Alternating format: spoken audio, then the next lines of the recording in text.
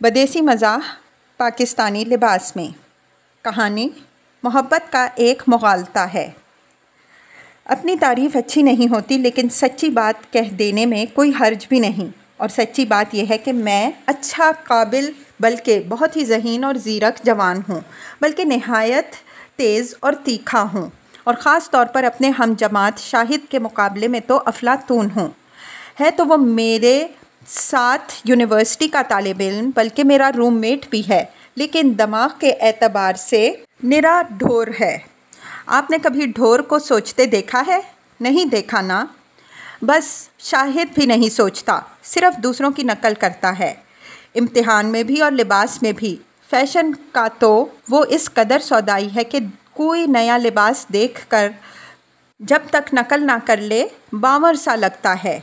اتفاق سے ہماری ڈارمیٹری کے 2 گلگتی لڑکے چھٹیوں سے لوٹے تو پوستین پہن کر آئے اور اپنے 2 دوستوں کے لیے بھی پوستین لے آئے۔ جب شاہد نے ان دونوں کو شام کے وقت پوستین پہنے ٹہلتے دیکھا تو رال ٹپکاتے ہوئے دل کی گہرائی سے آیا، ہائے پوستین! اور پھر پوستین حاصل کرنے کے لیے کڑھنے لگا۔ دوسرے روز کیا دیکھتا ہے کہ شاہد بستر میں لیٹا ہوا ہے اور چہرے پر کچھ اس قدر جان لیوا کرب طاری ہے کہ گویا پیٹ کا السر پھٹنے والا ہو۔ میں نے متفکر ہوتے ہوئے کہا، شاہد تمہاری حالت اچھی نہیں لگ رہی، اب ہلنا مت، میں ڈاکٹر کو بلاتا ہوں۔ شاہد ایک نحیف آواز میں بولا، ڈاکٹر نہیں، پوستن۔ کیا ہوا ہے پوستین کو؟ میں نے دروازے سے مڑتے ہوئے پوچھا۔ مجھے پوستین چاہیے، شاہد نے دہرایا۔ مجھے پتہ چل گیا کہ شاہد کا عارضہ جسمانی نہیں، روحانی نہیں، بلکہ پوستینی ہے۔ بہرحال پوچھا، کیا کرو گے پوستین کو؟ پہنوں گا، اور کیا کروں گا؟ ارشاد نے پہن رکھی ہے، ندیم نے پہن رکھی ہے۔ میں ہی احمق تھا، سارا پیسہ کتابوں پر خرچ کر دیا، اور اب پوستین کے لیے جیب میں کوڑی بھی نہیں۔ لیکن شاہد میاں، پوستین تو ایک بہت پرانا فیشن ہے، کبھی ہمارے دادے نانے پہنا کرتے تھے۔ تمہارے دادے نانے نظر آ رہے ہیں، مگر کیمپس کے لڑکے نظر نہیں آتے۔ دیکھتے نہیں ہمارے کتنے ہم جماعت پوستینے پہنے پھر رہے ہیں۔ تم ہوتے کہاں ہو؟ میں لائبریری میں ہوتا ہوں۔ میں نے لائبریری اس لیے کہا کہ بڑے لوگ اکثر لائبریری سے پرہیز کرتے ہیں۔ شاہد اٹھ کھڑا ہوا اور کسی قدر چلا کر کہنے لگا، تم لائبریری کے کیڑے ہو تو ہو، میں نہیں۔ مجھے بڑے لوگوں میں اٹھنا بیٹھنا ہے، میں پوستین لے کر رہوں گا۔ میں نے پیار سے سمجھایا، دیکھو شاہد، ذرا عقل سے کام لو، پوستین مضر صحت ہے، اس سے بو آتی ہے، یہ بھاری بھی ہے اور بھدی بھی، پھر جہاں بیٹھو گے تھوڑی سی اون بطور یادگار جھڑ جاتی ہے۔ بھائی رہنے دو اپنی فلسفی کو، پوستین فیشن ہے اور میں پوستین لے کر رہوں گا، خواہ مجھے کچھ قربانی ہی کرنی پڑے۔ پیاری سے پیاری چیز بھی قربان کر دو گے؟ بالکل کر دوں گا۔ میں نے سر کھجایا اور سوچنا شروع کیا۔ مجھے یاد آیا میرے باپ کے کپڑوں میں ان کے کالج کے زمانے کی ایک پوستین پڑی ہے، مگر خدا جانے کس صندوق میں بند ہے اور وہ صندوق کہاں رکھا ہے، لیکن ڈھونڈنے پر یقیناً مل جانے کا امکان تھا۔ ادھر شاہد کے پاس بھی ایک چیز تھی جس کی مجھے ضرورت تھی۔ وہ چیز بالکل اس کے پاس تو نہ تھی، لیکن اس پر اس کا پہلا حق ضرور تھا۔ میرا اشارہ جمیلہ کی طرف ہے، جو شاہد کی دوست تھی۔ جمیلہ پر ایک عرصے سے میری آنکھ تھی۔ کوئی جذباتی وابستگی تو نہ تھی، مگر وہ جذبات میں ہلچل ضرور پیدا کر سکتی تھی۔ بہرحال میرا دل سراسر پاسبان عقل کے زیر نگرانی تھا۔ مجھے جمیلہ کی ضرورت بعض دنیاوی تقاضوں کی وجہ سے تھی۔ بات یہ تھی کہ میں وکالت کی تعلیم حاصل کر رہا تھا اور چند سال بعد پریکٹس کرنے والا تھا۔ اب ایک وکیل کی پیشہ ورانہ کامیابی میں ایک صحیح قسم کی بیوی بڑی اہم ہوتی ہے۔ میرا مشاہدہ تھا کہ شہر کے تمام کامیاب وکیل خوبصورت اور ذہین بیویوں کے شوہر تھے۔ ادھر جمیلہ میں ایک کمی کے سوا خوبیاں ہی خوبیاں تھیں۔ حسین، جی ہاں بالکل، صرف تھوڑی سی شائستگی کی ضرورت تھی۔ انداز و ادا، سروں کی طرح سیدھا قد اور کبک دری کی سی چال، ہر حرکت میں نفاست، میں تو اسے سوئیاں کھاتے دیکھا تھا، کیا مجال جو ایک سوئی بھی پروان سے ٹوٹنے پائے؟ ذہین؟ جی نہیں، یہی جمیلہ کی خامی تھی، لیکن مجھے یقین تھا کہ میری صحبت میں اور میری تعلیم سے چند دنوں میں جمیلہ کا ذہن چمک اٹھے گا۔ آخر ایک خوبصورت مگر سادہ لوح لڑکی کو چمکانا اتنا مشکل نہیں جتنا ایک سمارٹ مگر بد شکل لڑکی کو خوبصورت بنانا ہے۔ سو میں نے شاہد سے کہا، شاہد ایک بات بتاؤ، تمہیں جمیلہ سے محبت ہے؟ محبت؟ شاہد چونکا۔ بھئی وہ لڑکی ہے تو بڑی پیاری، مگر یہ کہنا مشکل ہے کہ مجھے اس سے محبت بھی ہے۔ پر تم کیوں پوچھ رہے ہو؟ بتاتا ہوں، مگر پہلے یہ بتاؤ کہ تم دونوں کا شادی وغیرہ کا ارادہ تو نہیں؟ نہیں تو بس ملنا جلنا ہے۔ کیا جمیلہ کی نگاہ میں کوئی اور مرد ہے؟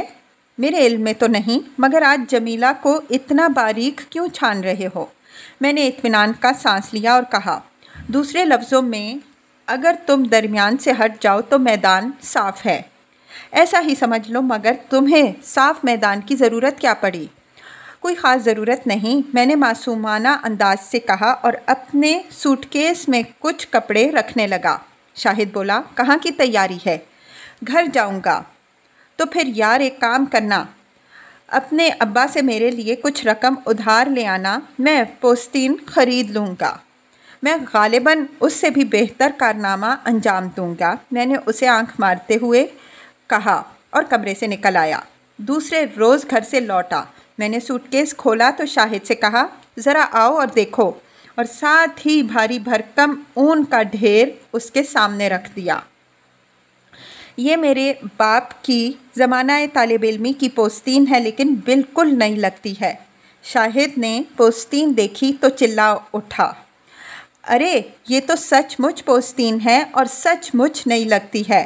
اور پھر اضطراراً اس نے اپنے ہاتھ اور چہرہ پوستین میں گاڑا اور دیر تک گاڑے رکھا۔ پسند آئی پوستین؟ میں نے پوچھا۔ بے حد، اس نے پوستین کو لاوے میں لیتے ہوئے کہا۔ کیا لوگے اس کا؟ تمہاری سہیلی جمیلہ، میں نے آرام سے کہا۔ جمیلہ؟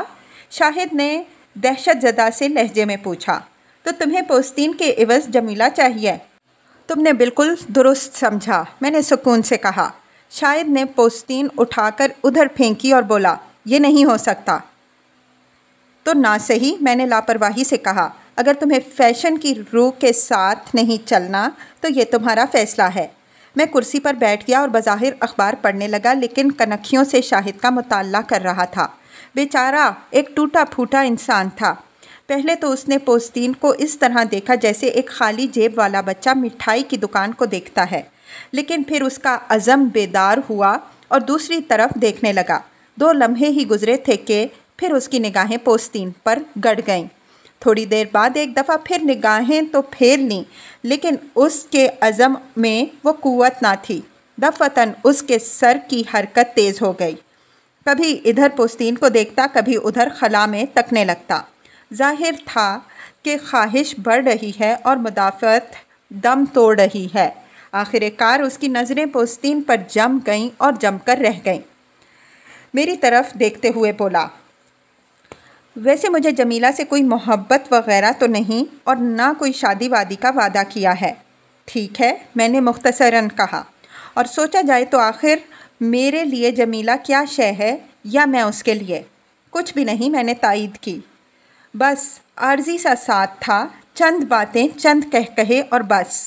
ذرا پوستین تو پہن کر دیکھو، میں نے کہا۔ شاہد نے فی الفور تعمیل کی۔ پوستین نے اوپر سے اس کے کان اور نیچے سے ٹخنے ڈھانپ دیے اور وہ بالکل مردہ بھیڑوں کا ڈھیر نظر آتا تھا، مگر وہ خوش تھا۔ بولا، دیکھو مجھے کتنی فٹ آئی ہے۔ میں کرسی سے اٹھ کھڑا ہوا اور کہا، تو پھر ہو گیا سودا؟ بولا، بالکل ہو گیا، اور پھر آگے بڑھ کر مجھ سے زوردار پنجہ ملایا۔ اگلی شام میری جمیلہ سے ملاقات تھی، گویا ابتدائی جائزے کی ملاقات۔ جائزہ یہ لینا تھا کہ جمیلہ کو اپنے معیار تک لانے کے لیے کتنی محنت درکار ہے۔ میں اسے ایک ریسٹورانٹ میں ڈنر کے لیے لے گیا۔ کھانا کھا چکی تو بولی، ہائے کتنا لذتی کھانا تھا۔ میں اس کی زبان دانی سے ذرا سہم گیا۔ پھر ہم سنیما گئے۔ باہر نکلے تو کہنے لگی، ہائے کتنی شانی فلم تھی۔ پھر اسے گھر چھوڑنے گیا اور الوداع کہا تو بولی، آج کتنی لطفی شام تھی۔ میں گھر لوٹا تو خاصا مایوس تھا۔ میری مہم اتنی آسان نہ تھی جتنی میں سمجھا تھا۔ لڑکی کی بے خبری بے پناہ تھی، لیکن اسے محض علم سکھانے کی ضرورت نہ تھی، بلکہ یہ بھی کہ صحیح طور پر سوچا کیسے جاتا ہے۔ یہ بڑا طویل اور ثقیل منصوبہ تھا۔ ایک دفعہ تو جی چاہا کہ جمیلہ بی بی کی چھٹی کر دیں، لیکن پھر اس کی خداداد جسمانی دلربائی کی طرف خیال گیا۔ اس کا کمرے میں داخل ہونے کا حسین انداز یاد آیا۔ اس کا چھری کانٹوں کا فن کارانہ استعمال نگاہوں کے سامنے آیا تو میں نے فیصلہ کیا کہ ایک کوشش ضرور کروں گا۔ جیسا کہ میرا طریقہ ہے، میں نے ایک پروگرام بنایا اور اسے منطق، لاجک کی تعلیم دینے کا فیصلہ کیا۔ میں خود بھی ان دنوں کالج میں منطق ہی پڑھ رہا تھا۔ جب اگلی شام ہم ملے تو میں نے کہا، جمیلہ آج ہم شملہ پہاڑی پر جائیں گے اور باتیں کریں گے۔ بلا بلا، جمیلہ کے منہ سے بے اختیار یہ خوشی کا بے معنی کلمہ نکلا۔ ضرور جائیں گے، جمیلہ کے متعلق جو چیز چاہے کہہ لو، تھی وہ خوشباش لڑکی۔ چنانچہ ہم پہاڑی پر گئے، ایک درخت کے نیچے بیٹھ گئے۔ جمیلہ نے میرے منہ تکتے ہوئے کہا، کیا باتیں کریں گے آج؟ منطق کے متعلق، میں نے کہا۔ منطق؟ وہ ہنسی، چلیں کریں۔ منطق جمیلہ بی بی سوچنے کی سائنس ہے۔ میں نے شروع کیا، لیکن صحیح طور پر سوچنے سے پہلے ہمیں عام مغالطوں کا علم ہونا چاہیے۔ مغالطے درست سوچ کے دشمن ہیں۔ او بھلے بھلے، جمیلہ نے تالی بجاتے ہوئے کہا۔ میں ذرا چونک سا گیا، لیکن سبق جاری رکھا۔ پہلے ہم مغالطہ نمبر 1 پر غور کریں گے۔ یہ مشہور مغالطہ ہے اور اسے کہتے ہیں مغالطہ عمومیہ۔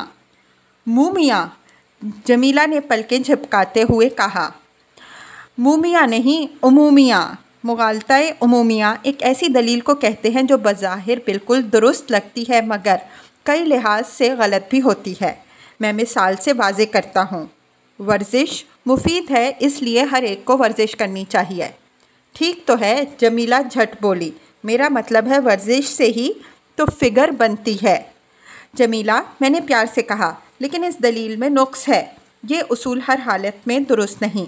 مثلاً دل کے مریض کے لیے ورزش مفید نہیں، مضر ہے۔ اس لیے تم یہ تو کہہ سکتے ہو کہ ورزش عام طور پر مفید ہے، لیکن ہر ایک کے لیے نہیں۔ سمجھ آئی؟ سمجھ تو نہیں آئی، لیکن لطف آ رہا ہے، آپ بولتے جائیں۔ میں نے بولنا جاری رکھا۔ آگے ہے مغالطہ نمبر 2، اسے شتابی چھلانگ کہتے ہیں۔ واہ دا، تو مغالطہ چھلانگ لگائے گا؟ جمیلہ نے سادگی سے پوچھا۔ میں نے جمیلہ کی لایعنی بات کو نظر انداز کرتے ہوئے کہا، بھائی مثال سے واضح ہو جائے گا، اور مثال یہ ہے، تمہیں چینی زبان نہیں آتی، مجھے بھی نہیں آتی، شاہد کو بھی نہیں آتی، تو کیا ثابت ہو گیا کہ ساری یونیورسٹی میں کسی کو بھی چینی زبان نہیں آتی؟ میرا تو یہی خیال ہے، جمیلہ جھٹ بولی۔ میرا پارا چڑھنے لگا، لیکن ضبط کرتے ہوئے کہا، یہ تو مغالطہ ہے جمیلہ، صرف 3 مثالوں سے نتیجہ نکال لینا گویا چھلانگ لگا کر نتیجے پر پہنچ جانا غلط بات ہے، سمجھے؟ کچھ جمیلہ بولی۔ کوئی اور مغالطہ بھی آپ کو آتے ہیں؟ ذرا مزیدار سے۔ مزیدار کے لفظ پر غصہ تو آیا مگر پی گیا۔ بہرحال میں نے گھڑی دیکھتے ہوئے کہا، جمیلہ دیر ہو رہی ہے، اٹھو اب چلیں۔ آج رات تم یہ 2 مغالطے اچھی طرح ہضم کر لینا، باقی انشاءاللہ کل شام۔ میں نے جمیلہ کو لڑکیوں کے ہاسٹل میں چھوڑا۔ ہر چند کے اس نے شب بخیر کہتے ہوئے اقرار کیا کہ آج کی رات بڑی پر لطف تھی۔ تاہم میں اپنے کمرے میں منہ لٹکائے داخل ہوا۔ آگے شاہد خراٹے لیتا سو رہا تھا۔ ایک لمحے کے لیے تو جی چاہا کہ اسے جگا کر کہوں، سنبھالو اپنی جمیلہ کو، میں باز آیا ایسی منطق پروف لڑکی سے۔ لیکن پھر سوچا، ایک شام تو میں اس کن ذہن لڑکی پر ضائع کر ہی چکا ہوں، ایک اور سہی، شاید اس کی راکھ میں کوئی چنگاری زندہ ہو جسے ہوا دے کر شعلہ بنا سکوں۔ اگلی شام جمیلہ ملی تو میں نے چھٹتے ہی کہا، جمیلہ ذرا غور سے سننا، مغالطہ نمبر 3 اس کا نام ہے، جواب چنا مغالطہ۔ ہائے، یہ تو بڑا مزیدار ہوگا، چنے کی چاٹ بھی بنتی ہے۔ خدا جانے میں نے جمیلہ کی بے ربطی اور بے وقوفی کو کیسے برداشت کیا۔ بہرحال کہا، تو غور سے سنو۔ ایک آدمی کسی اسامی کے لیے درخواست دیتا ہے۔ افسر اس سے پوچھتا ہے تمہاری تعلیمی قابلیت کیا ہے؟ تو وہ جواب دیتا ہے، جناب میری ایک بیوی ہے، 4 بچے۔ بیوی اپاہج ہے، بچے بھوکے بھی ہیں اور ننگے بھی، سردیاں آنے والی ہیں اور گھر میں کوئلہ بھی نہیں۔ یہ سن کر جمیلہ کے گالوں پر 2 آنسو ڈھلک آئے۔ بولی، اف خدایا، بیچارہ کتنا دکھی ہے۔ میں نے جمیلہ کو سمجھایا، دکھی تو بیچارہ ضرور ہے، مگر یہ کوئی دلیل تو نہیں۔ اس نے اپنی تعلیم کی تفصیل بتانے کے بجائے قصہ غم سنانا شروع کر دیا اور اس طرح جواب چنا کے مغالطے کا ارتکاب کیا۔ جمیلہ بدستور ہچکی لیتے ہوئے بولی، تمہارے پاس رومال تو ہے، ذرا دینا۔ میں نے اسے رومال دیا اور کوشش کی کہ وہ اس فرضی امیدوار کی ہمدردی میں جان ہلکان نہ کر دے۔ جب اپنے آنسو پونچھ چکی تو بولی، معافی چاہتی ہوں، میں دل کی بہت ملائم ہوں۔ میں نے کہا، میں دل کی جتنی جی چاہے ملائم ہو، خدایا دماغ کی اتنی ملائم نہ کرنا۔ بہرحال اس موضوع کو وہیں چھوڑتے ہیں۔ اب نمبر 4 مغالطہ آتا ہے، جھوٹی مشابہت۔ ڈاکٹر ایکس رے دیکھ کر علاج کرتا ہے، وکیل دیکھ کر مقدمہ لڑتا ہے اور مستری نقشہ دیکھ کر مکان بناتا ہے، تو پھر طلباء کو امتحان دینے کے لیے کتابیں کیوں نہ دے دی جائیں؟ جمیلہ میری بات سن کر اچھل پڑی، بولی، 100% درست، کیا غضب کی بات ہے۔ جمیلہ، میں نے اسے مزید اچھلنے سے باز رکھتے ہوئے کہا، جمیلہ یہ دلیل بالکل غلط ہے۔ ڈاکٹر، وکیل اور مستری اپنا اپنا کام کرتے وقت امتحان نہیں دے رہے ہوتے کہ انہیں کیا آتا ہے اور کیا نہیں آتا، مگر طلباء کے امتحان کا تو مقصد ہی یہی ہوتا ہے کہ ان کے علم یا بے علمی کا اندازہ ہو جائے۔ جمیلہ بولی، میں تو پھر بھی کہوں گی کہ امتحان میں کتابیں ساتھ لے جانے کا خیال اچھا ہے۔ میں نے کسی قدر جھنجھلا کر کہا، اب اس بات کو ختم سمجھو اور اگلی سنو۔ سناؤ، مگر کوئی خوبصورت سا مغالطہ بیان کرنا۔ تم سنو تو، مغالطہ نمبر 5 کہلاتا ہے جھوٹی ڈینگ۔ بولی، بڑا سخت نام ہے، لیکن چلیں بتائیں یہ مغالطہ کیا کرتا ہے۔ کہا جاتا ہے کہ اگر میڈم کیوری کو ایک کمرے کی فلم اور تارکول کا ٹکڑا ایک دراز میں بند کرنے کا اتفاق نہ ہوتا تو ریڈیم دریافت نہ ہوتا۔ جمیلہ بولی، بالکل سچ، اور ہاں، فلم سے یاد آیا، تم نے ندیم کی نئی فلم دیکھی ہے؟ ہائے، کتنا خوبصورت لگتا ہے۔ جمیلہ نے بات کاٹتے ہوئے کہا، اگر تم ایک لمحے کے لیے ندیم سے خلاصی پا سکو تو میں تمہیں بتانا چاہتا ہوں کہ یہ بالکل غلط ہے۔ اگر میڈم کیوری فلم اور تارکول اکٹھی نہ رکھ دیتی تو ریڈیم دریافت ہی نہ ہوتا۔ بالکل ممکن ہے کوئی اور شخص اسی طرح یا کسی اور طریقے سے ریڈیم کا پتہ لگا لیتا۔ ایسا بے جان مفروضہ مان لینا تو نری حماقت ہے۔ لیکن جمیلہ ابھی تک ندیم کے خیال سے خلاصی نہیں پا سکی تھی۔ بولی، انہیں چاہیے کہ ندیم کو بہت سی فلموں میں ہیرو کا پارٹ دیں۔ اسے دیکھنے کو آنکھیں ترس گئی ہیں۔ میں نے دل میں سوچا، کیا غبی لڑکی سے پالا پڑا ہے، لیکن چلو اسے ایک آخری موقع دے دیتے ہیں۔ چنانچہ کہا، جمیلہ، اگلا مغالطہ نمبر 6، کنویں میں زہر۔ کنویں میں زہر؟ جمیلہ نے حیران ہو کر پوچھا، کس بدبخت نے ڈالے ہے؟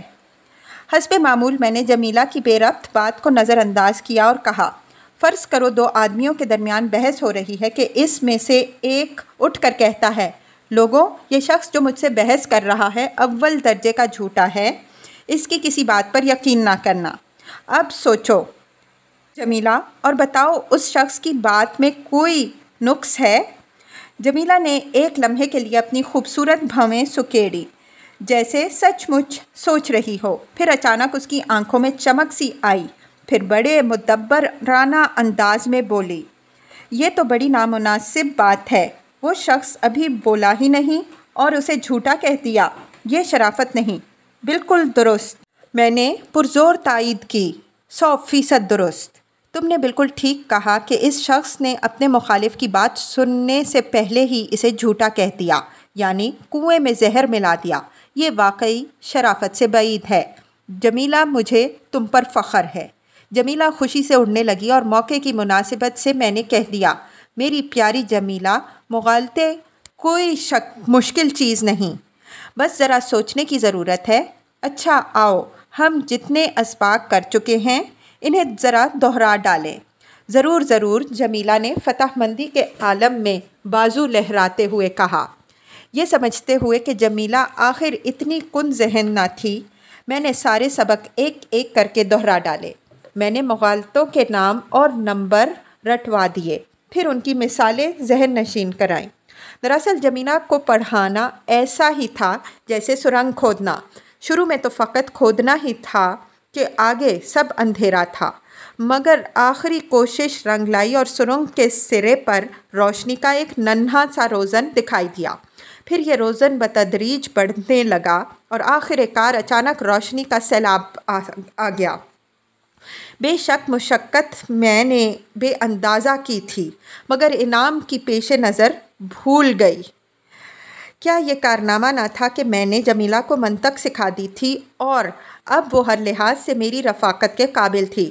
یقیناً وہ میرے لیے ایک قابل فخر بیوی، میرے بچوں کے لیے قابل رشک ماں اور میرے دوستوں کے لیے قابل رشک میزبان بن سکتی تھی۔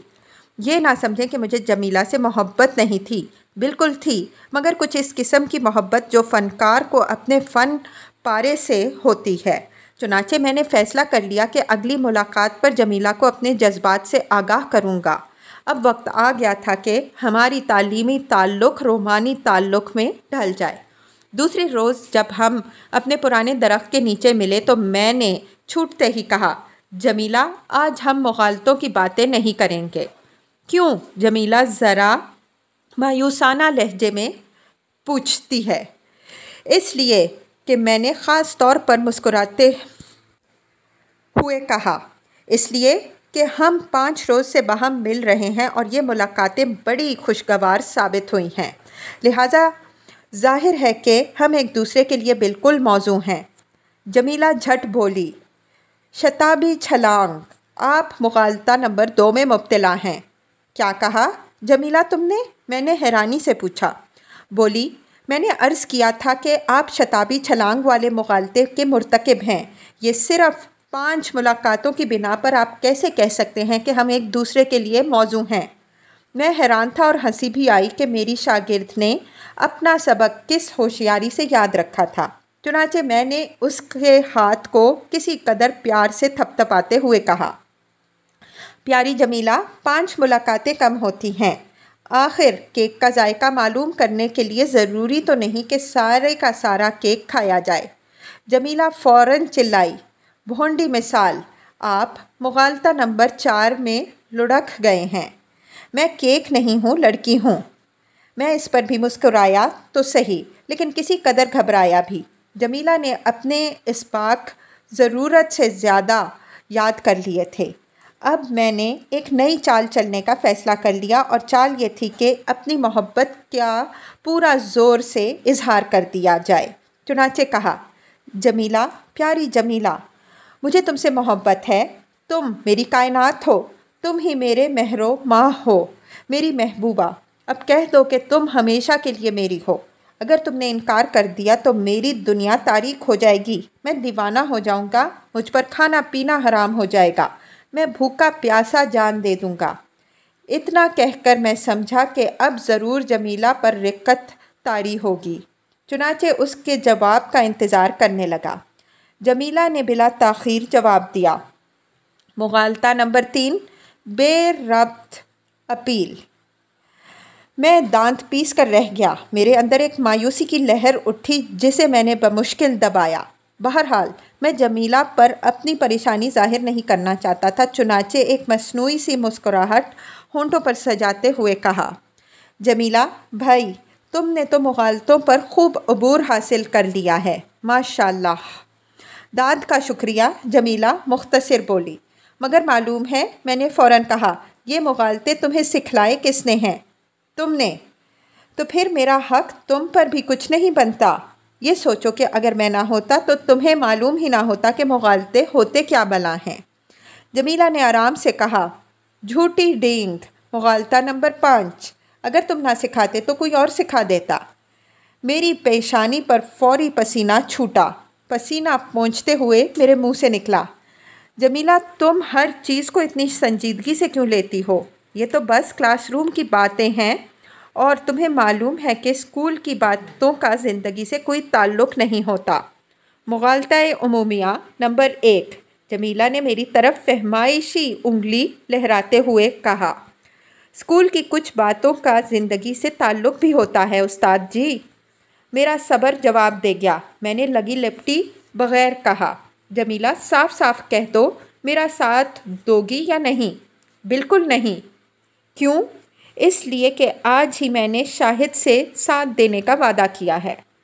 میں نے یہ سنا تو جمیلہ سے زیادہ شاہد پر غصہ آیا، جس نے میرے ساتھ جمیلہ سے دستبرداری کا وعدہ کیا تھا۔ غضب میرے منہ سے نکلا۔ جمیلہ کیا سچ مچ تم اس چغت کا ساتھ دو گی؟ اس جھوٹے کا، اس ٹھگ کا؟ جمیلہ نے نہایت سکون سے کہا۔